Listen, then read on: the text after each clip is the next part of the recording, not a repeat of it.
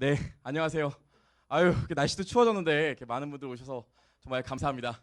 도움될 수 있는 얘기, 저희 학원 홍보만 아니라 도움될 수 있는 얘기 많이 드릴 테니까요. 여러분 좀 잘 들어주시고요. 자, 여러분 요즘 가장 핫한 자격증이 뭡니까? 뭘까요? 당연히 세무사겠죠. 요즘 보면 제가 기업체를 나가봐도 나 세무사 하려고 하는데 또 혹은 우리 아들이 세무사 하려고 하는데 이렇게 굉장히 문의가 많아요. 실제로 기업체 교육 나가보면 세무사 뽑으려고 하는 분들도 굉장히 많으세요. 또 개업하시는 분도 많고요. 세무사 자격증이 굉장히 핫해지고 있습니다. 거기다 또 어떻게 됐죠? 작년에 최초로 이 세무사 시험 응시생 1차 응시생이 10,000명을 넘었어요. 그렇죠? 10,000명 정도 됐죠? 10,000명 넘었어요. 아마 올해는 더 많아지겠죠. 이 실제로 이 고시급 시험인데 응시자가 10,000명이 넘는 시험이 몇 개 없습니다. 몇 개 없는데도 불구하고 저희 세무사가 계속 꾸준히 인원이 증가세요. 그렇죠? 자, 그럼 근데 저희 이 세무사 대부분 어디서 공부하시죠? 회계사 세무사 학원에서 공부하시죠. 근데 문제가 좀 있어요. 여전히 보시면 이 학원들의 커리큘럼이 회계사 위주의 커리큘럼입니다.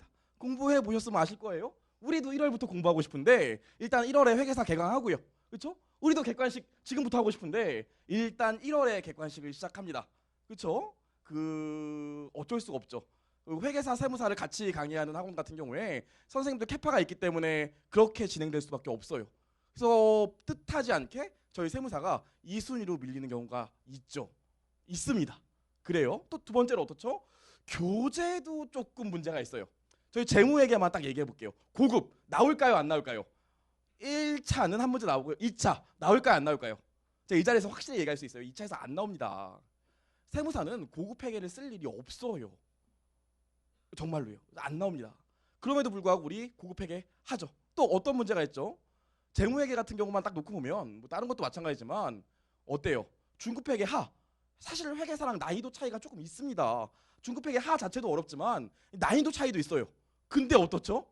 저희 그거 다 해요. 유예반 가시잖아요. 회계사 책에 있는 거의 그 정도 문제까지 다 해요. 그러다 보니까 효율이 지나치게 떨어져요. 저희 세무사기 때문에 그거 할 시간에 회계, 세법을 더 많이 해야 되는데도 불구하고 나오지도 않는 문제까지 저희가 다 하는 경우가 허다합니다. 세무사 전용 교재라고 하더라도요. 그래서 이런 문제점을 저희가 해결하기 위해서 업계 최초로 저희가 세무사 전문학원 만들어 봤습니다. 이 최대 지금 아주 세무사 인기 많기 때문에 세무사 전문학원 저희가 큰 용기 내서 만들어 봤고요. 그럼 니네 세무사 전문학원인데 혹시 회계사가 망해서 그런 거 아니야? 아니고요. 저희가 한번 뚜렷한 방향성을 갖고 세무사 전문학원을 만들었는데요. 저희 어떤 전략이냐? 첫 번째, 세무사 시험만을 위한 교재로 저희 다 세팅을 했습니다. 실제로 저희 원가 강경태 선생님 같은 경우엔 이번에 세무사 전용 2차 책 지금 거의 다 끝났죠? 아직 남았다고 하시네요. 예, 지금 만들고 있습니다. 저도요. 지금 객관식 책 지금 탐진에 넘기고 있는데 세무사용으로 객관식 책 만들었어요. 아예 거기 제목에 박을 거예요. 세무사. 그렇게 저희가 좀 진행을 하고 있고요. 두 번째로 커리큘럼입니다. 커리큘럼. 뒤에서 계속 얘기를 하겠지만 회계사랑 세무사랑 같이 하는 학원 같은 경우에 아무래도 세무사 커리큘럼, 특히 세무사 수험생이 이 손해를 보는 경우가 정말 있어요. 정말 있습니다. 그래서 이런 커리큘럼을 저희가 좀 다변화시키려고 굉장히 많이 준비를 하고 저희가 오픈을 하게 됐습니다. 자, 그럼 하나씩 얘기할 건데요. 저희 세무사 전문학원 이그잼 경영만의 자랑 첫 번째로 객관식 인센티브 반이랑 세종정리 스파르타 반이 있는데 얘네 먼저 얘기를 하고 그 다음에 저희 유예는 저희 학원의 귀염둥이 저희 원재훈 선생님께서 유예 강의는 설명해 주실 거예요. 죄송합니다. 자, 볼게요. 자, 보면 저희 어떤 클래스가 있길래 이렇게 작년에 반응이 좋았는지 얘기를 해볼게요. 여러분, 보통 세무사 시험 같은 경우엔 객관식 종합반이 끝나면 몇 월이죠? 맞아요. 3월 초 보강하면 3월 중순 또 보강하면 3월 말쯤 돼요. 시험 언제 봐요? 4월 중순에서 말이요. 실제로 그렇습니다. 그럼 보통 3월에 종강하고 나면 모의고사를 봐요. 모의고사를. 저는 굉장히 떨렸어요. 잘할 줄 알았거든요. 정말 떨렸어요. 모의고사를 봤는데 깜짝 놀랐어요. 정말 깜짝 놀랐어요. 정말로. 제가 보니까 저는 일단 이걸 시간 내에 다 풀 수 있을까? 객관식 수업까지 들었는데 시간 내에 다 풀 수 있을까? 이런 생각도 했고요. 두 번째로는 40점 만점 아니야? 이런 생각이 들더라고요. 여러분도 대부분 그런 생각을 하시게 될 거예요. 이게 왜 이런 결과가 나올까요? 이건 뭘까요, 여러분? 이건 올해 말고요. 작년 세무사 1차 시험 합격률인데요. 22.45%가 합격률이었고요. 여기 77.5%가 작년 불합격률이었죠. 이 친구들 점수 차이가 많이 날까요? 많이 날까요? 대부분 나지 않아요. 보통 45점에서 62점 사이에 대부분의 수험생들이 있어요. 정말 대부분의 수험생들이 있어요. 그렇죠? 근데 어떤 친구들은요, 한 달 동안 막판 스포트에서 전과목 3회독하고 합격하고요. 나머지 친구들은 막판 한 달 동안 컨디션 조절을 하죠. 믿을 건 컨디션이야. 그리고 떨어지게 돼요. 대부분 이렇게 됩니다. 대부분 이렇게 돼요. 자, 그래서 도대체 왜 이런 차이가 발생하는지 봤더니 첫 번째로 시험 막판에는 제일 중요한 게 뭡니까? 제일 중요한 게 시험 막판에는 일단 앉아 있어야 돼요. 엉덩이가 의자에 붙어 있어야 공부를 할 거 아니에요? 근데 시험 막판 되면 대부분 다 이 주변을 산책하고 있어요. 정말이 될까? 그 되겠지 뭐. 산책 좀 더 하고 들어가자. 그래서 갑자기 점심 먹는 시간이 1시간에서 2시간으로 늘어나요. 이 대부분 그렇습니다. 앉아 있질 못해요. 그러니까 당연히 공부가 안 되죠. 두 번째로 뭐죠? 하루 만에 끝장낼 수 있을까? 단기 특강. 우리가 1년 동안 봐왔던 책이 있잖아요. 객관식 강의 3개월 동안 봤던 책이 있잖아요. 어떻게 해? 이제 막판 되면 다 버려요. 양이 너무 많아. 못하겠어. 그래서 어떻게 해? 얇은 하루 특강 책을 집기 시작하죠. 그리고 그거 3주 동안 보고 딱 들어가요. 그리고 딱 그 점수까지 나오고 딱 떨어지게 돼요. 대부분 그래요. 그다음에 세 번째로 너무도 부족한 실전 연습입니다. 제가 작년에 스파르타반 운영하면서 몇몇 학생들을 상담해보면 자 한번 풀어보세요 라고 얘기하면 대부분 알겠습니다 하면서 그냥 보고 있어요. 문제를 10초가 지나고요, 30초가 지나고요, 1분이 지났는데 여전히 보고 있어요. 그럼 뭐해? 그러면 잘 모르겠어요 이런다고요. 이게 내용을 모르는 게 아닙니다. 상담을 해보면 또 그 내용 알아. 이건 이렇게 되고 저렇게 되고 저렇게 되는 거 저도 압니다. 근데 못 풀어. 왜? 연습을 거의 안 하기 때문이에요. 문제 푸는 연습이 안 돼 있어요. 그냥 눈으로 내용만 숙지했지. 그러다 보니까 또 문제가 있더라고요. 자, 마지막으로 끝까지 잘못 알고 들어가는 부분이 있어요. 여러분 한번 퀴즈 내볼까요? 안 쓰면 안 되는데 퀴즈 내볼게요. 제가 작년에도 이거 했었는데 자, 여러분 여기가 1월 1일이에요. 여기가 1월 1일, 여기가 4월 1일이에요. 내가 사채를 발행합니다. 사채를 발행하는데 사채 겉면에는 1월 1일이라고 써있지만 실제로 4월 1일 날 사채를 발행했대요. 요때 적용되는 이자율을 A라고 하고요. 요때 적용되는 시장 이자율을 B라고 할게요. A 써야 돼요? B 써야 돼요? 마음속에서 헉 이러면 안 돼요. 그럼에도 불구하고 대부분의 1차생들 보면 요거 시험 직전에 물어봐도 제가 이따 점심 먹고 와서 답해도 이런다고요. 대부분 그래요. 끝까지 잘못 알고 있는 게 정말 너무 많습니다. 여러분 이런 경우 때문에 많은 분들이 1차에서 그렇게 많이 떨어지게 되는데요. 저희 객관식 인텐시브 플러스 최종 정리 스파르타 저희 클래스는요. 작년에 54.6% 합격률 냈고요. 이렇게 하니까 또 다른 학원들에서 그런 얘기 하더라고요. 야 우리도 야 끝까지 남은 애들 하면 54% 돼. 저희는 등록자 기준이었어요. 물론 토익 안 돼서 떨어지신 분 빼고요. 그건 어쩔 수 없잖아요. 그건 내 능력이 아니에요. 그렇죠? 그다음에 중간에 환불하신 분 빼고요. 54.6%였습니다. 또 실제로 이런 얘기 하더라고요. 그중에 내 친구 떨어졌던데 붙었다고 얘기했다고. 떨어진 줄 알고 안 하는데 붙은 애들도 있었어요. 실제로 있었어요. 저희. 그래서 실제로 54.6%가요. 여러분 등록자 인원 기준이기 때문에 저희 자랑을 합니다. 실제로 끝까지 남아있었던 친구들 비율로 하면 70% 훌쩍 넘었었어요. 작년에. 자 그럼 도대체 왜 이렇게 저희 합격률이 높았을까요? 일단 과정을 좀 설명할게요. 일단 11월부터 1월까지 2월 초까지는요. 객관식 인센티브반을 운영하고요. 그 다음에 2월부터 4월 시험 전날까지 정확히 딱 10주 계산했습니다. 10주를 최종 정리 스파르타를 하게 됩니다. 그럼 이렇게 하면 니네 특징이 뭔데? 다른 학원이랑 똑같은 거 아니야? 그렇진 않습니다. 첫 번째로 시험 전 충분한 문제풀이로 기계적인 풀이를 저희가 가능하게 했습니다. 작년에도 솔직히 말씀드리면. 제가 제일 인상에 남았던 게 여러분 여기 대부분일 거예요. 혹시 작년에 1차 보시는 분도 있으실 텐데 어떻죠? 내용 다 알아. 그쵸? 이거 중요한 얘기야. 자, 내용 다 알아. 내용 다 아는데도 불구하고 시험지만 보면 심장이 두근거리고 이게 그 내용이었어요? 그러면서 못 푸는 친구들 굉장히 많잖아요. 실제로 그래요. 그 이유가 뭐예요? 내용 정리가 안 돼서 그런 게 아니라 연습이 안 돼서 그래요. 실제 저희가 거의 과목당 1000문제 정도 풀리는데요. 제가 가장 감동 깊었던 게 나중에는 아침에 눈 비비고 일어나서 그냥 문제 풀고 있더래요. 그게 저희 이 코스의 가장 큰 목표고요. 두 번째로 매일 성적순위 및 출석순위 공시합니다. 저희 학원의 가장 큰 원동력 중에 하나가 뭐냐면 저희는 그날 시험 보면 그날 성적 순위가 실명으로 다 나와요. 1등부터 꼴등까지. 예, 이게 굉장히 좋더라고요. 그렇게 저희 진행을 했고요. 올해도 그렇게 진행을 할 거고요. 작년에는 저희가 출석 체크를 한다고 했는데 시간대, 특정 시간대를 출석 체크를 하다 보니까 파행적으로 운영되더라고요. 저희가 그래서 고민을 엄청 많이 했어요. 이거 앉아있게 해야 되는데 출석 체크하는 시간만 앉아있더라고요.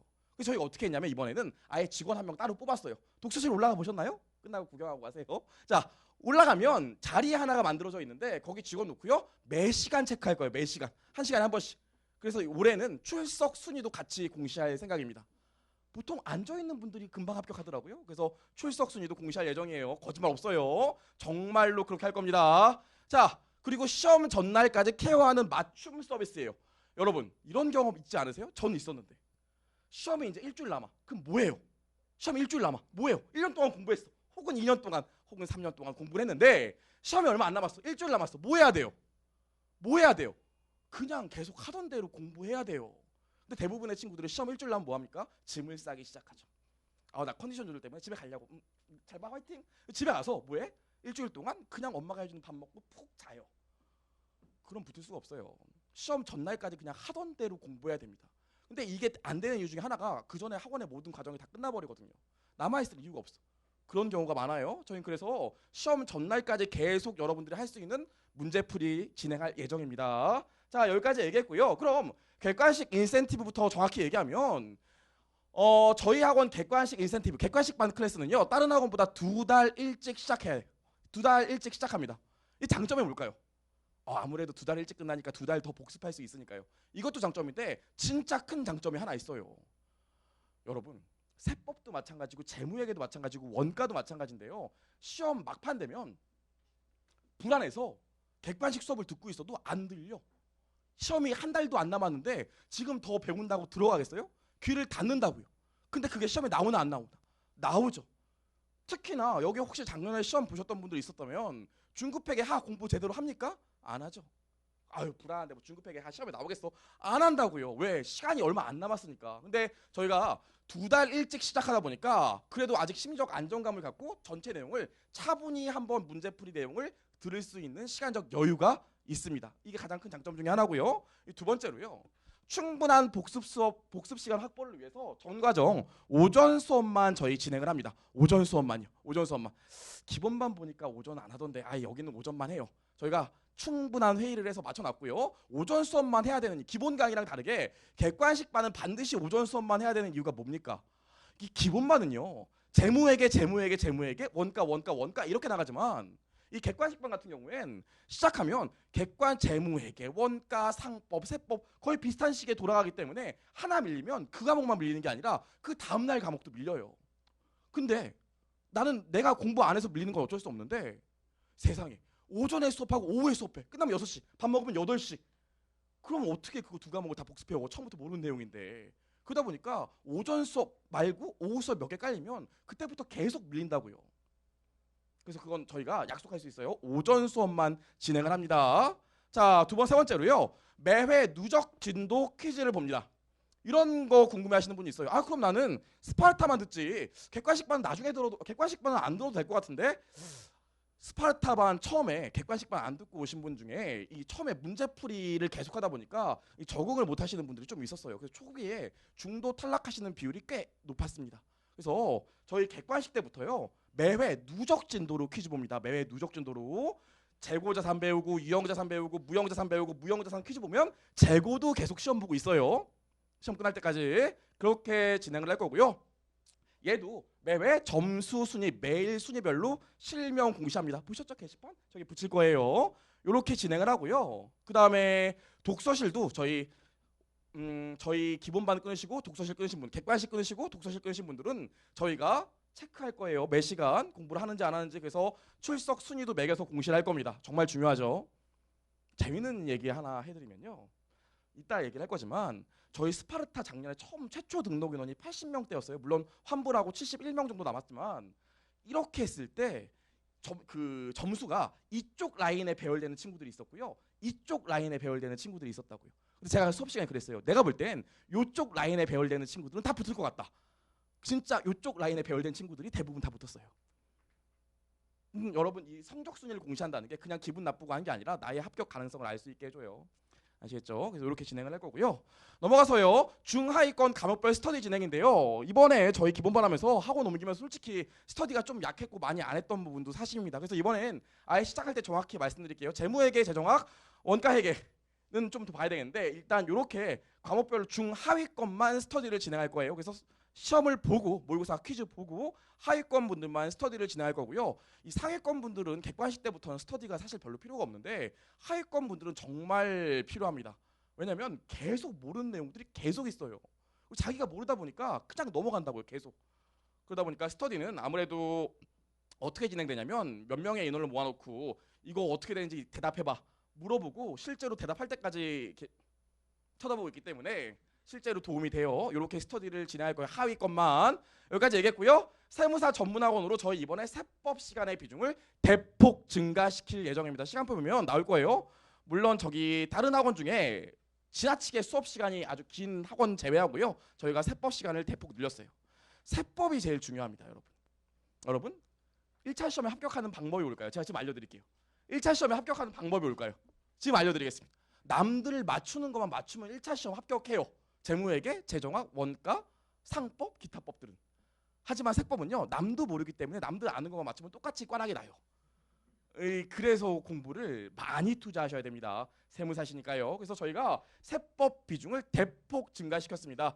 자, 이렇게 진행해서 저희 객관식까지 하고 나면 이제 시험 전 10주가 딱 남게 되는데 그 10주 전부터 저희가 스파르타를 운영하는데 얘는 어떻게 하길래 그렇게 합격자가 높았니? 2월 초에 개강해서요. 10주간 코스로 하고요. 시험 전날까지 케어합니다. 심지어 시험 전날은 제가 악수도 해드려요. 자, 길을 모아드릴게요. 이렇게 악수도 해드리고 그래요. 이렇게 하고요. 두 번째로 과목별로 첫 문제 풀이합니다. 정말 첫 문제. 세 보니까 나오더라고요. 첫 문제 풀이하고요. 이거 다 성적 공시해요. 아마 이런 얘기 들으셨을 거예요. 야, 그 웅지 스파르타. 아이고 이그잼 스파르타. 전 직장이 쉽지가 않네. 자, 이 이그잼 스파르타 같은 경우에 프로그램 좋아하는데 문제 오류 개 많아. 제 작년에 그것 때문에 엄청 욕 먹었어요. 문제 오류 개 많아. 문제 너무 난이도가 들쭉날쭉해. 이런 얘기가 있었는데요. 저희가 작년에 그 경험으로 올해 낼 문제 이미 다 만들어 놓고 검수 다 돌렸어요. 그래도 나오겠지만 작년처럼 오류가 너무 많다. 이렇게는 나오지 않을 거예요. 다 우리가 오류 수정, 오타 검수 다 했고요. 그다음에 문제 난이도 같은 경우엔 작년에 저희가 조금 잘못 세탁했던 게 스파르타반이 오히려 잘하는 학생들이 오지 않을까. 저희가 그렇게 생각했었는데 실제로 이 중하위권 학생들이 많이 왔었고요. 중하위권 학생들이 정말 붙어서 나간 친구들이 많았습니다. 그래서 저희 중하위권에 포커스를 맞춰서 초반에 문제 배치, 내용 정리 이렇게 진행할 예정입니다. 여기까지 얘기했고요. 저희는요. 어떻게 첫 문제를 보는데 일단 매일 오전 9시에 10문제를 일단 8시 반이죠? 8시 반에 10문제를 일단 보고 시작해요. 이 오전에 10문제는요. 전날 최종 정리, 요약 강의 들었던 내용을 10문제 시험 봅니다. 오전에. 그리고 오후에는 요약 강의 듣고요. 저녁 때 미니 GS를 25문제 보는데 요건 뭐냐면 실제로 전 과목을 5문제씩 봐요. 전 과목을 5문제씩. 그러니까 모의고사 계속 보는 거예요. 초반에는 누적 진도, 진도별, 나중에는 누적 진도. 이렇게요. 계속 시험 봅니다. 계속. 자, 이렇게 진행되고요. 마지막으로 이게 정말 참 좋은데 주말에 전 과목 실전 GS 10회 봅니다. 여러분 우리 시험 이제 객관식 끝나고 나면 다른 학원도 마찬가지고 전 과목 모의고사 보는데요. 모의고사 보는데 저희는 이거 그냥 과정 동안 매주 봐요. 누적 진도로 10회. 실제로 굉장히 도움이 많이 됐어요. 제가 인정할게요. 제가 뭐 그렇게 유명한 사람은 아니고 이제 열심히 하는 강사지만 작년에 저 정말 많이 붙였어요. 한 문제 빼고 다 맞췄다고요. 재무에게. 왜냐면 한 문제는 제가 운용 리스트 안 나온다고 그랬거든요. 나와버렸네. 그거 빼고는 다 맞췄다고요. 그게 제가 뛰어나서요? 그거 아니었고요. 저도 이렇게 첫 문제 내다 보니까 그날 보이더라고요. 올해는 뭐가 나오겠구나. 강사인 저도 보이는데 여러분도 보여요. 그 심지어 이 전 과목 실전 GS 같은 경우엔 재무회계만 딱 놓고 보면 여러분 우리 회계학 관련된 시험 중에서 가장 먼저 보는 시험이 뭡니까? 회계사 1차가 2월 달에 보죠. 그 다음에 회계학이 들어가는 관세사 시험을 봐요. 그 다음에 회계학 들어가는 간평사 시험을 봐요. 그 다음에 회계학 들어가는 세무사 시험을 봅니다. 그래서 회계사, 간평사, 관세사 얘네 시험 올해 추세를 보면 올해 뭐 나올지 대충 알 수 있어요. 반영해서 시험을 보기 때문에 굉장히 도움이 많이 됐어요. 강평도 하고 진행하고요. 그래서 실제로 요렇게 순위 매기고요. 요렇게 순위 매기고요. 요렇게 순위 매기고요. 총 3개의 시험을 매일 성적 순위 공시하죠. 요렇게 진행을 합니다. 문제를 안 풀 수가 없어요. 결국엔 다 풀게 됩니다. 이렇게 진행이 되고요. 자, 그 다음에 스파르타 게시판인데 작년에 실제로 이렇게 운영이 됐었습니다. 보시면 이게 오전 퀴즈, 이게 미니 GS, 그 다음에 주말 GS 이렇게 했고요. 실명으로 성적 순위가 다 나왔습니다. 그렇죠? 그래서 실제로 주말 GS 같은 경우에 요 라인에 있었던 친구들은 다 합격했어요. 거의. 자, 이렇게 진행이 됐었습니다. 보시면 아시겠지만 독서실 좌석 배치, 스터디 일정 뭐 다 나왔었죠. 이렇게 실제로 이렇게 진행을 했었습니다. 자, 그럼 우리 또 뭘 하게 되냐면 요약 강의를 진행하게 되는데요. 여러분, 대부분 시험, 1차 시험 한 달 남게 되면 대부분 뭐 할까요? 한 달 남게 되면 뭐예요? 혼자 열심히 공부? 문제풀이? No. 하루 특강 들으러 다닌다고요. 하루 특강. 도움이 되는 과목도 분명히 있습니다. 하지만 이 하루 특강 그거 하루 갔다 오면 진이 다 빠져. 또 그거만 보게 돼. 그러다 보니까 실제로 너무 하루 특강만이 아니라 오히려 막판에 페이스를 잃는 분들이 굉장히 많아요. 정말로 많습니다. 그래서 저희는요 하루 특강 아니고요 요약 강의를 진행하는데요. 평일 오후 2시부터 5시까지예요. 왜? 이때쯤이면 시험에 10주 남았기 때문에 체력이 떨어져요. 오전에는 어떻게 일어나? 근데 점심 때 뭐예요? 밥 먹고 자요. 그래서 여러분이 가장 잠 오는 시간에 배치했어요. 나머지 시간은 공부하라고 이렇게 진행을 하고요. 한 과목을 저희가 전 과목을 매주 동시 진행해요. 객관식이나 기본강의처럼 재무회계, 세법 이게 아니라 재무회계, 세법, 원가, 세정학, 기타법 이렇게 일주일 하기 때문에 전 과목을 일주일 동안 고르게 볼 수 있게 저희가 시스템을 짰습니다. 그래서 과목별로 20시간에서 40시간 정도 강의를 하죠. 이렇게 진행이 됩니다. 여기까지 말씀드렸고요. 시험 임박하여 과목별로 최종 정리 강의 진행을 또 해요. 이건 요약 강의고요. 마지막으로 최종 정리 강의를 합니다. 그렇죠? 그러니까 굳이 하루 특강 들으러 다니실 필요가 없이 저희 여기서 다 끝내시면 돼요. 아시겠죠? 이렇게 진행을 하고요. 하위권 스터디도 진행을 하죠. 여기까지 해서 저희 세무사 최종 정리 스파르타 어떻게 운영되는지 말씀드렸습니다. 네, 독서실도 똑같고요. 네, 저만 믿으시면 됩니다. 자, 여기까지 말씀드렸고요. 교수 소개인데요. 이 접니다. 저고요. 사진이랑 많이 다르죠. 전데요. 재무회계는 하나만 말씀드릴게요. 여러분, 우리가 모든 우리나라에 있는 재무회계 선생님들이 여러 가지가 있어요. 왁구, 흔히들 말하는 그림을 그리시는 분도 있고요. 회계 처리를 하시는 분도 있고요. 산식을 쓰시는 분도 있고요. 그렇죠. 그래서 여러분들이 그 사람은 왁구가 좋아, 그 사람은 산식이 좋아, 그 사람은 회계 처리가 짱이야 이런 얘기 하시는데 그거 하는 이유가 뭐예요? 회계 처리하고 산식 그리고 그림 그린 이유가 뭐냐고요. 재무제표에 BS와 IS의 숫자를 넣기 위해서예요. 실제로 저희 시험에서도 물어보는 것도 BS와 IS에 해당 관련 단원에 관련 계정에 어떤 숫자가 들어간지를 묻는 게 우리 재무회계 시험이라고요. 근데 여러분이 대부분 분계랑 계산식만 강조하다 보니까 막상 숫자는 못 구해요. 자, 여러분 복구충당부채예요. 유형자산 마지막 해입니다. 계정 몇 개예요? 단기손익에 영향을 미치는 거. 다시 복구충당부채를 갖고 취득한 유형자산인데 마지막 해예요. 이제 복구해줘야 돼. 그에 단기손익에 영향을 미치는 계정이 몇 개예요? 머릿속에 떠오르시나요? 정답은 3개죠. 3개 떠오르셔야 돼요. 그렇죠? 이런 것들을 다 알고 계셔야 시험장에서 실수를 안 합니다. 그래서 이렇게 진행을 할 거고요. 이번에 객관식 책 같은 경우에는 오류 오타 계속 잡고 다 잡았고요. 출판사도 탐진으로 바꿨기 때문에 아마 만족스러운 책이 나올 것 같고요. 아시겠지만 제 입으로 얘기하긴 그런데 제가 재무회계는 우리나라에서 왁구가 아마 제일 좋을 겁니다. 들어보세요. 네, 여기까지 말씀드렸고요. 자, 우리 그리고 저희 학원은 기본적으로 수능처럼 문제를 띄워놓고 하기 때문에 객관식 같은 경우에 문제 분석도 굉장히 필요해요. 그래서 전 과목 세법도 마찬가지고 이렇게 문제를 띄워서 중요한 부분 체크하면서 할 거기 때문에 이런 것도 많이 도움이 되실 겁니다. 네, 넘어가서요. 저희 원가 관리에게 강경태 회계사님 모시고 얘기 듣도록 하겠습니다.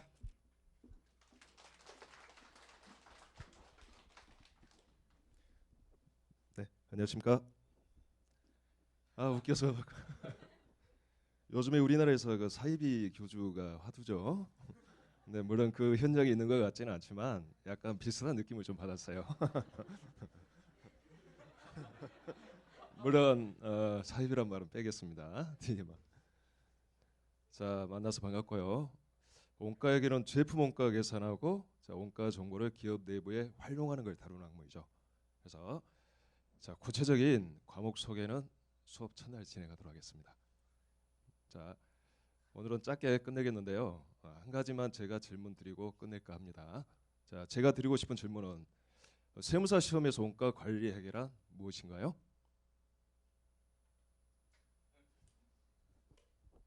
답 없어요? 자, 고득점과 합격을 쟁취해 주게 해주는 과목이라는 거죠. 자, 감사합니다.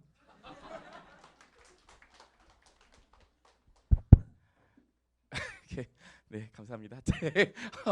자, 세법 저희 원지원 선생님은 좀 이따 다시 볼 거니까 나중에 듣도록 하고요.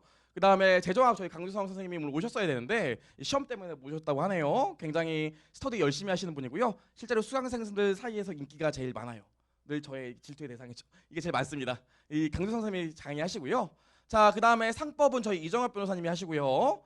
행정소법 도수환 교수님 하시는데 지금 오고 계신데 차가 너무 목해서 도착을 못했다고 하네요. 나중에 문자 좀 보내주세요. 여기까지 했고요. 그 다음에 저희 민법 같은 경우에 김묘업 선생님이 그냥 실강은 못하고요.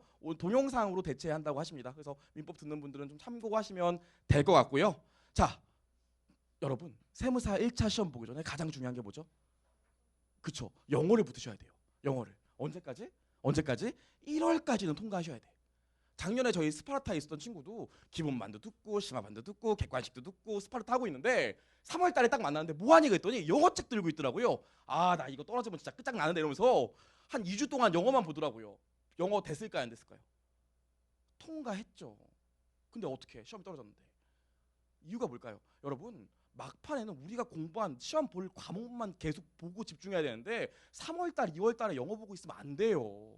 의미가 없어요. 아시겠어요? 영어는 진짜 어떻게 늦어도 1월까지는 통과하셔야 돼요. 그렇죠? 그리고 이왕이면 집중해서 공부하시려면 실강 들으셔야지 온라인 인터넷 강의 들으시면 결국 네이버 하고 있는 나를 발견하게 돼요. 그렇죠? 그래서 이제 모셔야 되는데요. 저희 학원 최대 에이스죠. 네, 저희 재 선생님 모시고 저희 듣도록 하겠습니다. 네. 안녕하세요, 여러분. 네, G트리플 강사 제시카 황입니다. 뭐 좀 호응 좀 해주세요. 네. 저희 학원에서 제가 봤을 땐 저 첫 여자 강사인 것 같아요. 그죠? 네. 근데 좀 사진 좀 사귄 건 맞고요. 그리고 이제 뭐 여성하게 생겼다고 하는데 여성하지 않고요. 그리고 수업 많이 빡세요. 자, 근데 이제 저는 일단 이제 오늘 되게 여러분한테 좀 박수를 드리고 싶은 부분은 뭐냐면 오늘 토요일 3시예요. 설명회. 그쵸? 연애 안 하나 봐요. 그죠? 나가서 안 노나 봐. 근데 또 이제 또 세무사 따겠다고 여기까지 왔는데 또 뭐 해야 된대요? 영어 해야 된대요. 그죠? 중학교 때 했어요. 고등학교 때 영어 했어요. 대학교 들어갔더니 씨발 뭐 하래? 영어 하래. 그죠? 영어 하래. 또 졸업했더니 이제 기업체 들어갑니다. 자, 기업체 들어가면 뭐 하라는 줄 아세요? 토익 스피킹 하래요. 그러면 이제 아씨 나 진급해야 되는데 하고 저도 보면은 주변에 40대, 50대, 60대 많게는 또 임원들 또 강의를 되게 많이 해요. 근데 하나같이 얘기를 하는 게 힘들어요. 제가 어휘가 안 돼서. 그렇죠? 자, 그다음에 이제 또 생각을 할 수 있어요. 선생님 G탭을 말고 토익 하면 되잖아요. 그렇죠? 근데 토익도 싸가지 없이 올해 5월에 뭐 만든지 아시나요? 혹시 들으셨나요? 신유형 만들었어요. 싸가지 존나 없어요. 그죠? 작년에는 토익 스피킹 신유형 만들면서 또 멘붕을 줬는데 올해는 토익 스피킹이 아니라 토익 신유형 만든대요. 그래서 3월달, 4월달 제가 알기로는 그 수험자가 굉장히 많은 걸로 알고 있었어요. 그 전에 점수 딴다고. 그쵸? 그래갖고 900점 넘으면 진짜 완전 신격화를 하잖아요. 그쵸? 근데 토익을 딱 했더니 이제 이건 저 같은 케이스인데 저랑 좀 공감을 하시는 분들이 되게 많은 것 같아요. 아침 9시인가 이제 10시 반인가 이제 시험이 된단 말이에요. 토익이. 그래서 LC 100문제, 그러니까 듣기 100문제, 그 다음에 독해 100문제예요. 근데 저 같은 경우는 뭐 생긴 거랑 같을 수도 있는데 술을 좀 좋아해가지고 그 전날 이제 토요일날 시험이니까 금요일날 이제 막 몰라 찍으면 되겠지. 막 술을 마셔 가요. 그러면 이제 첫 시간이 뭐냐면 이제 듣기예요. 그죠? 들어요. 처음에는 이제 마음을 다 잡아요. 이제 사진부터 열심히 풀 거야.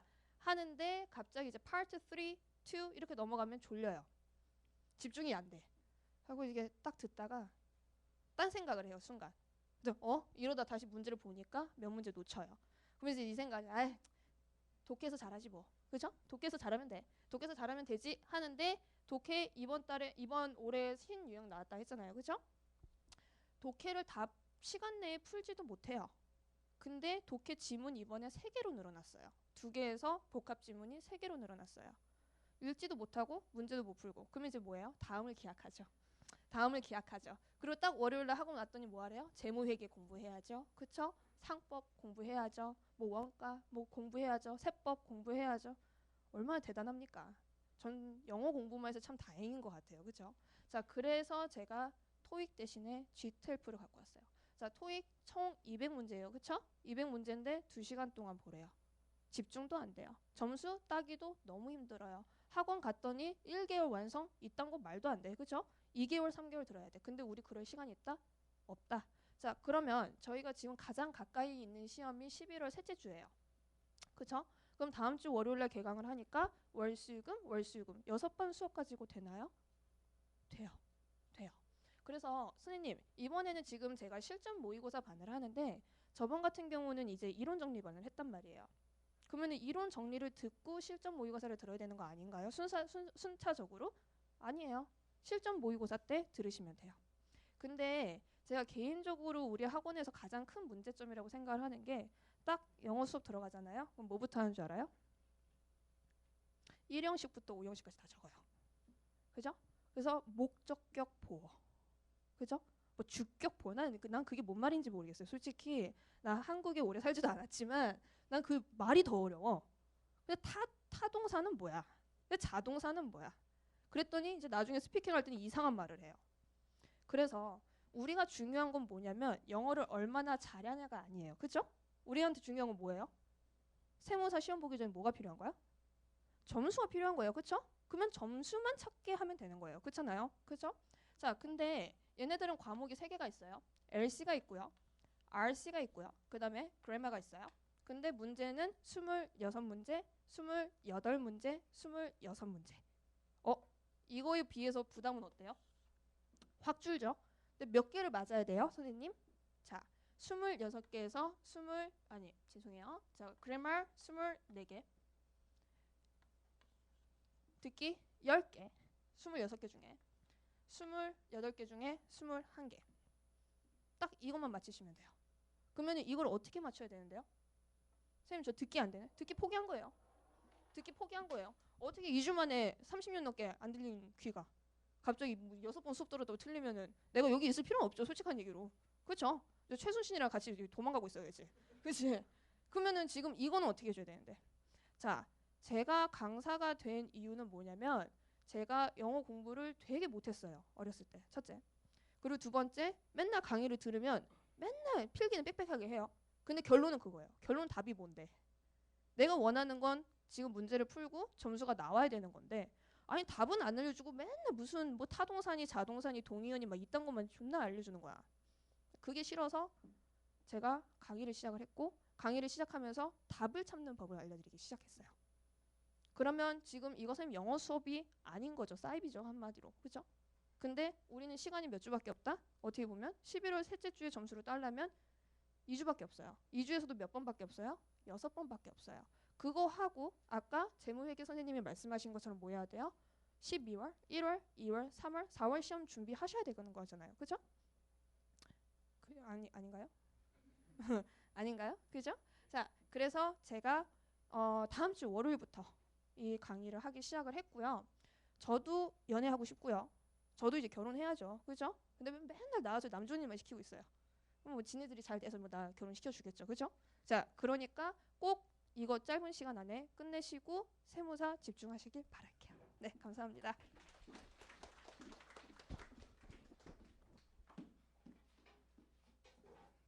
저도 오늘 제 선생님을 처음 뵀는데요.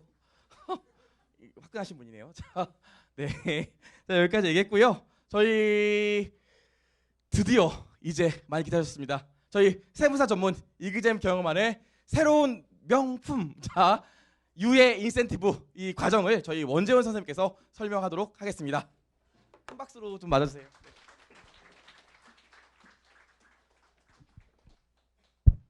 안녕하세요. 네, 안녕하세요. 다시 한번 안녕하세요. 네, 반갑습니다. 예. 저도 원래 욕 잘 안 하는데 욕도 많이 하시고. 예, 저도 해도 돼요 그러면? 예. 그래서 이 세무사 시험을 보면 어제 원래 좀 더워서 벗고 싶은데 아까 오다가 차에서 담배 피다 담배 이렇게 묻어가지고 좀 많이 더워요. 예. 2차 시험을 보면 아이고 새칠판이네. 줄 간격이 없네요. 칠판이. 2차 시험 보는데 예, 시험이 400점 만점이죠. 그렇죠?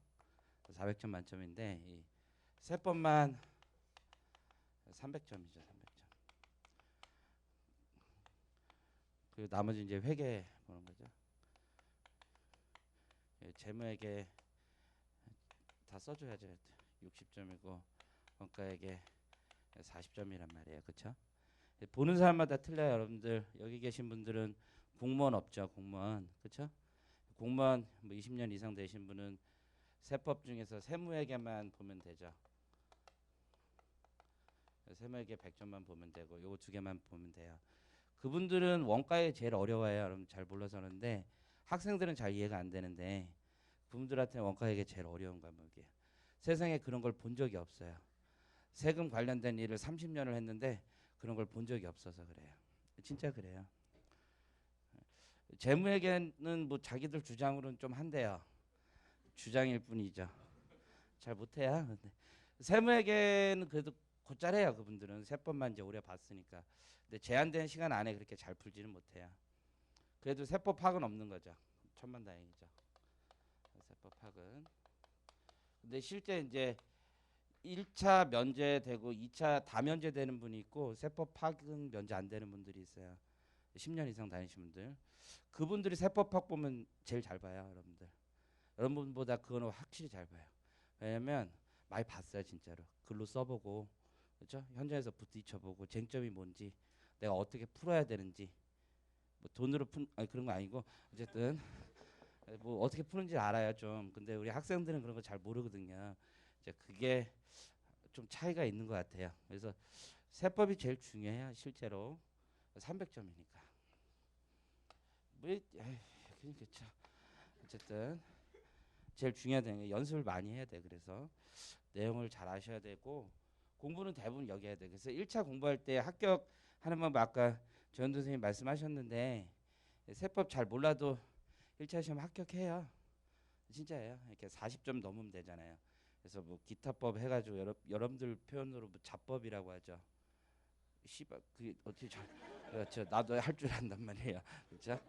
12개 중에 10개 맞추면 돼요. 거기 10개 맞추고 나머지 그냥 찍어서 대충 맞추면 진짜 42점 뭐 이렇게 맞아요. 45점. 그래서 합격할 수 있어요. 근데 나중에 할 때가 힘들어요. 이거 못 하거든요. 그때 가서 이거 못 해요. 그때. 객관식을 되게 잘했으면 이거 많이 쫓아와요. 빨리 쫓아와요. 근데 객관식 세법에서 우리 어떻게 해요? 이렇게 계산은 안 하죠. 그건 우리 길이 아니죠. 그건 안 하고 말만 이렇게 좀 해보잖아요. 어떻게 붙어보는 거죠. 객관식 계산을 그래서 원래 잘해야 돼요. 객관식을 세법 잘하면 유리한 게 세무회계 할 때 되게 유리해요. 굉장히 빨리 할 수 있어요. 세법 학도 원래 이제 그냥 뭐 야부리 치는 거죠. 그냥 뭐 이렇게 쓰는 거죠. 그렇죠? 근데 내용의 쟁점이 뭔지를 잘 모르기 때문에 잘 쓰지 못하거든요. 이것도 좀 공부 좀 하면 좋은데 2차 시험에서 이제 1차 때 공부를 안 했으니까 이게 힘들어요. 더더욱. 그리고 너무 먼 산으로 보이고 큰 산으로 보이는 거죠. 그래서 공부를 좀 미리 할 필요도 있고 또 유예할 때는 진짜 이것만 공부하는 건데 뭘 어떻게 해야 될지 잘 모르는 경우도 많다고 봐요. 특히 세법학 이런 거 많이 어려워하고 그래요. 세법학 어떻게 공부해야 되는 거냐면 이제 인센티브에선 요거 뭐 보시면 저희는 그렇게 하기로 했어요. 월요일부터 금요일까지 오후에 2시부터 6시까지 수업을 실제 진행을 할 거예요. 평일날 세무사 시험 세무사 2차 반이 많이 없는 걸로 알고 있는데요. 매주 주중에 공부를 하시게 될 거예요. 세무회계도 하고 세법학도 하고 그리고 재무회계도 하고 해서 학습 계획을 위해서 주중에 강의를 합니다. 기본적으로. 그리고 기본적으로 이 위에 와도 잘 모르는 경우가 많아요. 그냥 아까 얘기했듯이 특히 세법은 어떤 경우가 많습니까? 그냥 합격한 거죠. 1차를. 운 좋게 럭키. 그렇죠? 운 좋게 합격했기 때문에 내용을 잘 모르는 상태에서 갑자기 많이 올리는 것 자체가 부담스러워요. 그래서 한 70% 정도 난이도를 가지고 한다고 생각하시면 돼요. 나머지 과목은 기본적으로 그럴 거예요. 세법학 한 80% 90%는 해도 좀 천천히 공부해도 위에생은 괜찮아요. 그리고 매주 과목별 주 1, 2회 수업으로 전 과목 동일 진행한다는 게 이 뜻인데요. 세법학을 이틀 정도 하고 세무회계 이틀 정도 하고 뭐 재무회계 원가회계 번갈아서 하든지 해서 이렇게 매주 어떤 특정 시간에 재무회계를 쭉 하고 그 다음 세법학 쭉 하고 이런 과정은 아니에요. 왜냐면 이제 여러분들 한 과목만 계속 하기엔 좀 지치죠. 그래서 그런 식으로 시간을 배열했다라고 생각을 하시면 돼요. 그 다음에 이제 이것도 시험을 볼 거예요. 그래서 주중 수업을 오전에 와서 시험 보시면 돼요. 유의하시는 분들은. 그래서 이것도 성적을 공시할 거고. 그 다음에 독서실 지정자석 이거는 전 잘 몰라요, 솔직히. 한대요. 객관시험 똑같겠죠, 뭐. 그 다음에 세법학 시간을 많이 투여할 거예요. 다른 모든 과목에 비해서 제일 많이 시간을 투여할 거예요. 그래도 사실 부족해요. 여러분들이 아는 게 별로 없고 알아야 할 게 굉장히 많다 이거죠. 문제는 한 문제씩 나오죠. 뭐 법인세법 한 문제 나오고, 그렇죠? 소득세법 한 문제 나오고. 저는 그게 좋은 방법은 아니라고 생각을 하는데 해야 될 게 되게 많아요. 그래서 좀 공부를 기본적으로 많이 할 거고. 뭐예요 이게? 자, 세법학 이것만 얘기할게요. 제가 이제 세법학 이번에 여러분도 아시겠지만 처음 가르치긴 해요. 근데 제가 지금 세법만 한 16년 했어요. 일하면서. 예전에 회계법인에서도 세무팀에 안진의 세무팀에 다녔고 그래서 세법에 대해서는 어느 누구보다도 현장에서 많이 있었고 또 현장에 있는 게 여러분들 시험 보는 거랑 다르다. 그렇지 않습니다. 많이 다르지 않고 특히 세법학 이런 거는 레벨이 있는 사람들은 더 확실하게 알 수 있어요. 뭐가 중요한지 그런 부분들이 있다라는 걸 최근 판례 되게 많이 출제돼요. 그래서 그런 공부를 좀 많이 하셔야 돼요. 근데 그걸 아는 건 중요하지 않아요. 논리를 아는 게 훨씬 더 중요해요. 그래서 첫 번째 제가 한 5개 정도 써봤어요. 좀 구루하죠. 맞네요. 이게 굉장히 좋은 말인데 알지 못하고 쓰는 건 무의미하고 알고 있으나 쓰지 못하면 소용없다라는 얘기예요. 우선 써야 되는데 글로 써야 되는데 위에 줄은 동차 공부할 때 요약서 같은 거를 이제 많이 공부를 하더라고요. 보니까 내용에 체계가 없어요. 그러면 단어만 조합해서는 글이 나오지 않고 무엇을 물어보는지에 대한 답을 하는 게 아니에요. 내가 쓰고 싶은 걸 쓰는 거지 물어본 거에 대한 대답을 하는 게 아니에요. 예, 실제 출제를 하면 한 명이 출제를 하는데 답은 5명이 채점해요. 한 문제를 여러분들 한 명이 채점하는 게 아니에요. 세법학만 그래요. 세무에게는 안 그러고 5명이 채점해서 1등하고 꼴찌 빼고 3명 있죠. 3명. 3명 평균 점수 내는 거예요. 꼼꼼하게 채점해요. 실제. 세법학만 엄청 사람들 많이 투표해서 채점하는 거예요. 세무에게 출제하신 분이 세법학도 채점하고 그래요. 실제 보면. 채점하는데 되게 시간 오래 걸려요. 그래서 뭐 누구를 뭐 운이 없다 이런 거 별로 없어요. 어떤 아저씨가 뭐 그날 되게 힘들어서 뭐 와이프하고 싸우고 결혼하는 거 안 좋아요. 뭐 결혼을 하려고 그래요. 어쨌든 간에 와이프 싸우고 뭐 화가 나서 뭐 그날 채점 대충 할 수도 있죠. 사람이라면. 하지만 한 명이 그러겠지 뭐 2명 그러겠어요. 꼴찌는 빼는 거라니까. 맨 위에 되게 기분 좋아서 채점 잘해줬어요. 빼는 거예요. 2, 3, 4 평균 점수 내는 거예요. 이게. 그러니까 평균 점수를 무조건 간다고 보시면 돼요. 그래서 어쨌든 간에 동차 공부할 때 막 요약서로만 공부하시는 거는 내가 보기에는 굉장히 무의미한 행위예요. 그냥 시간을 보내는 거죠. 근데 문제는 뭐냐면 조금 알아요. 조금 알지만 내용도 많이 알았어요. 쓰지 못하면 아무 소용이 없어요. 쓰지 못한다라는 건 문장으로 만들지 못한다는 얘기예요. 이제 목차 같은 거 있잖아요. 목차 이따 말씀드리겠는데 목차 그런 거는 뭐 특별한 정답은 없어요. 목차를 쓰는 게 좋긴 해요. 분명히 좋아요. 하지만 여러분들은 이상한 목차를 쓰는 거죠. 개요. 누가 뭘 개요하래. 무슨 사실의 쟁점. 말도 안 되는 얘기하고 있어요. 그런 거 없어요. 자기 마음대로 쓰는 건데 눈에 보이게만 쓰면 돼요. 그래서 내용을 알아야 된다는 거예요. 기본적으로. 이제 두 번째 얘기는 정답은 없어요. 세법학의 정답은 없어요. 모범 답안만 있어요. 좋은 답안들만 있는 거예요. 그래서 사실 뭐 싸움 같은 거 있는 거잖아요. 소송 같은 게. 그럼 얘 주장도 있고 얘 주장도 있어요. 그중에 누구 팔 들어주고 누구 손 들어주느냐에 따라 차이가 나는 거지. 그리고 대개 싸움이 있으면 이쪽 손을 많이 들어주면 이쪽에 경향이 있는 거지. 근데 이쪽 주장도 들을 만할 수 있잖아요. 그러니까 정답은 없어요. 어느 방향성은 있겠지만 모범 답안은 있어요. 좋은 답은 있어요. 좋은 답은 어떻게 쓰나요? 많이 봐야 써요. 많이 봐요. 기본적으로. 좋은 답을 많이 본다는 건 기본서를 많이 보면 그래도 그 답에 가까운 거예요. 자기가 표현력이라든가. 그 다음에 진짜 그 문제에 대한 좋은 답을 쓴 답안지를 많이 봐야 돼요. 답안지를. 여러분 전문가가 되는 거예요. 전문가. 합격하는 게 목표가 아니라 전문가가 되시는 거예요. 합격해도 뭐 돈 버는 거는 각자 천차만별이에요.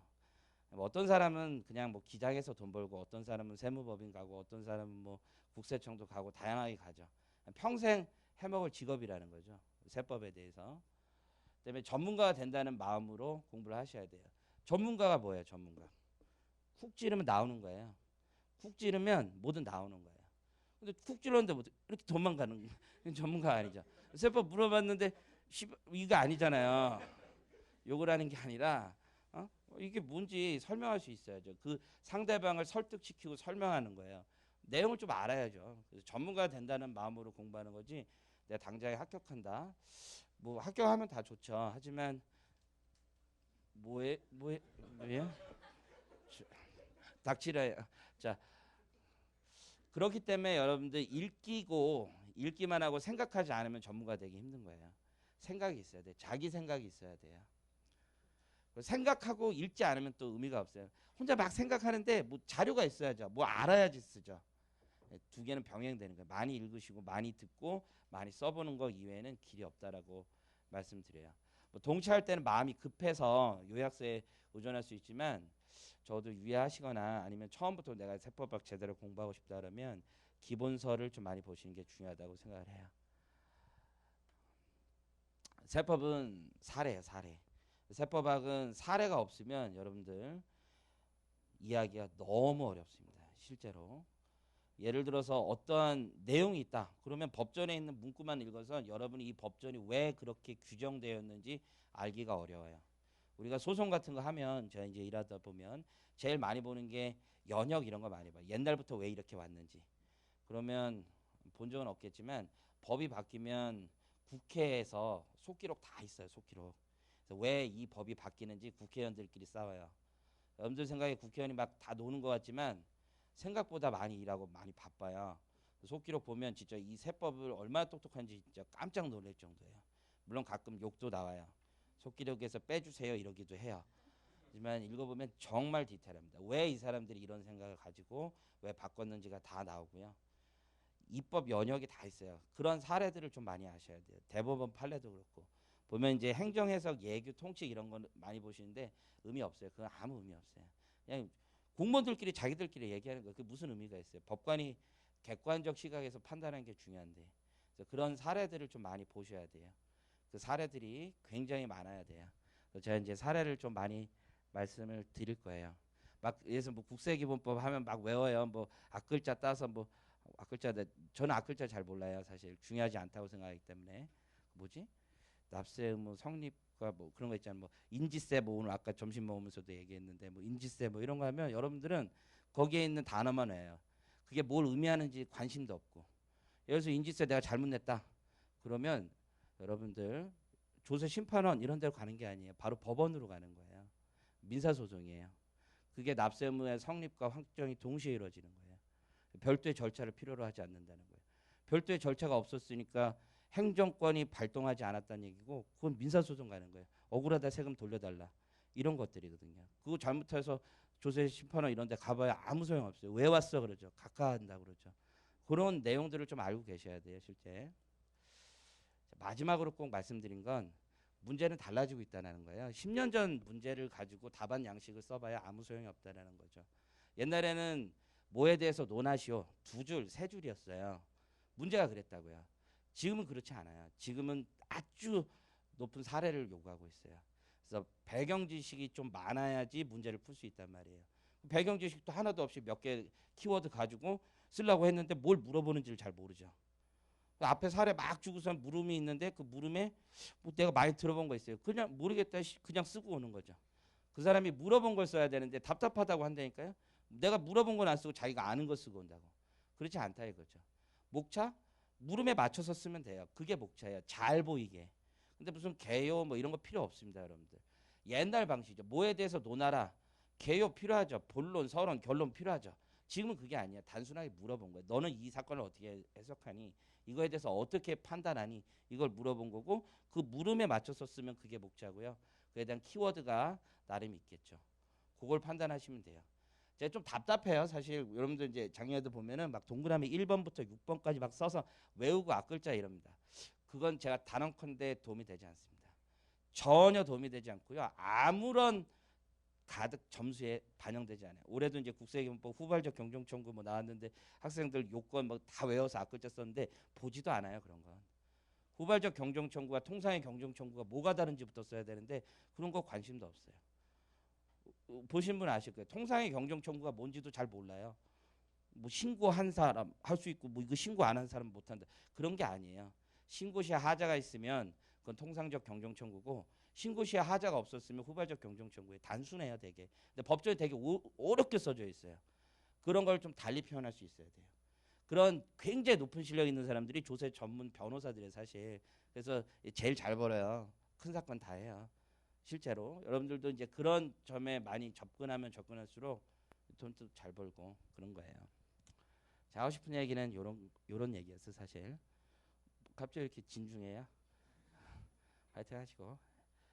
야심작 이건 뭐예요? 아, 이건 제가 아니에요. 고생하셨습니다. 감사합니다.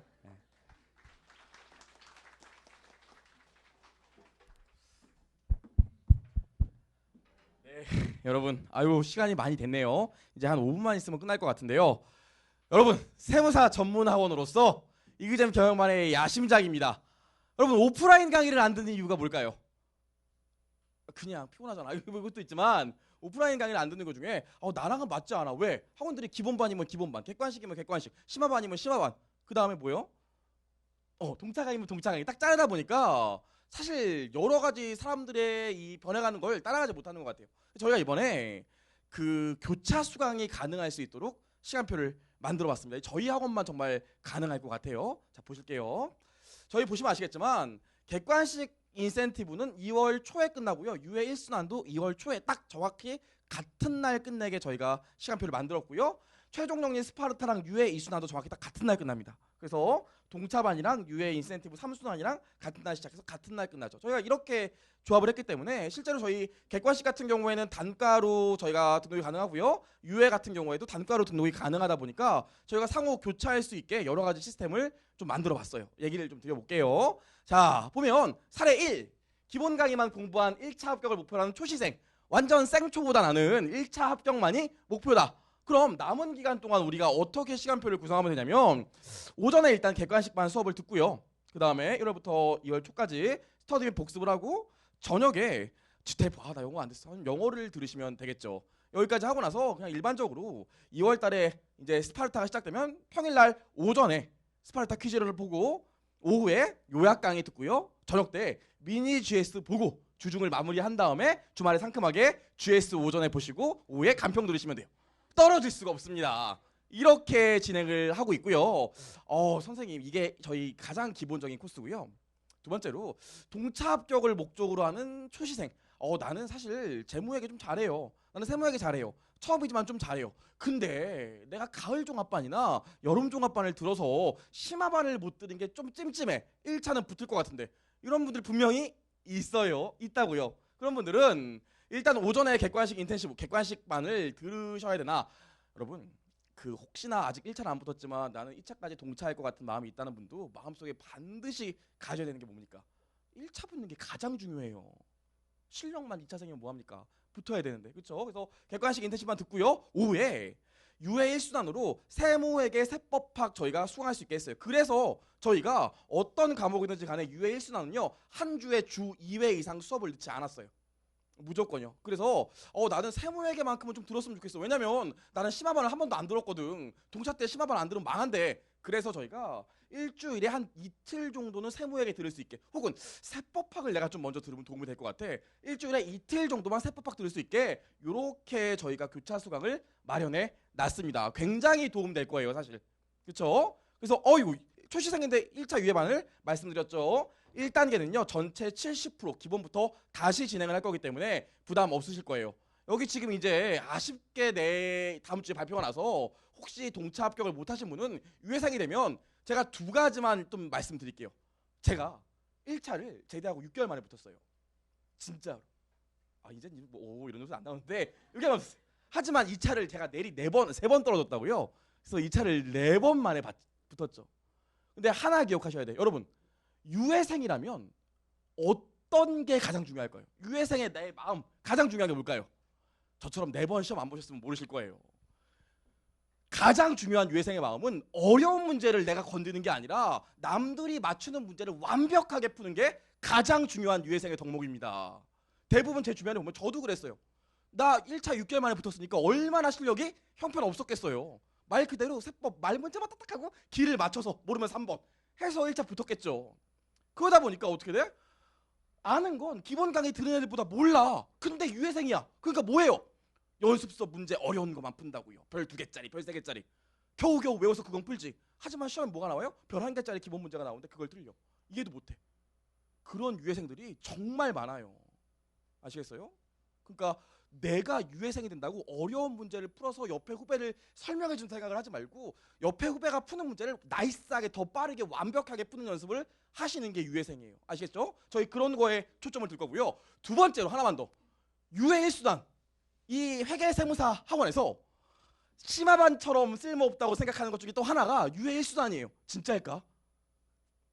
유예 1수단이 가장 중요합니다. 사실 가장 중요한 건 동차반 수업이고요. 두 번째로 중요한 게 유예 1수단이에요. 2수단, 3수단 필요 없진 않지만 1수단이 가장 중요하다고. 왜? 여러분, 제가 시험 4번 2차 떨어진 여정을 얘기해보면요. 일단 발표가 나. 다음 주에 발표 나잖아. 뭐예요 제일 먼저? 일단 첫날은 우울해요. 엄마 미안해 이러면서 우울하다고요. 두 번째 날 뭐예요? 두 번째 날부터 합격한 친구들이랑 술 먹어요. 왜? 술 먹는다고요. 또 술 먹다 보면 일주일이 지나. 그럼 이미 유예 1수단을 시작했는데 다 아는 내용 같구만. 됐어 하면서 안 듣는다고요. 그러다 이제 날 차가워져. 크리스마스가 다가와. 뭐예요? 1차생 때는 안 그랬지만 유예생이 되면 주변에서 붙을 거라고 생각하기 때문에 소개팅 같은 거 해준다고요. 뭐해? 해야지 그럼 하면 또 소개팅해. 그럼 뭐가 와? 크리스마스. 사랑이 불타올라. 1월 계속 불타오르죠. 100일 돼 2월 달에. 그리고 나면 이제 1차 시험 봐요. 그럼 유예생인데 동차생이랑 실력이 똑같아. 근데 또 주변의 친구들은 유예 3수단 듣는다고요. 그럼 나도 그거 들어. 푸나? 하나도 못 풀어요. 그럼 또 선생님 저 1차를 다시 보려고 그러는데 이런 얘기 나온다고요.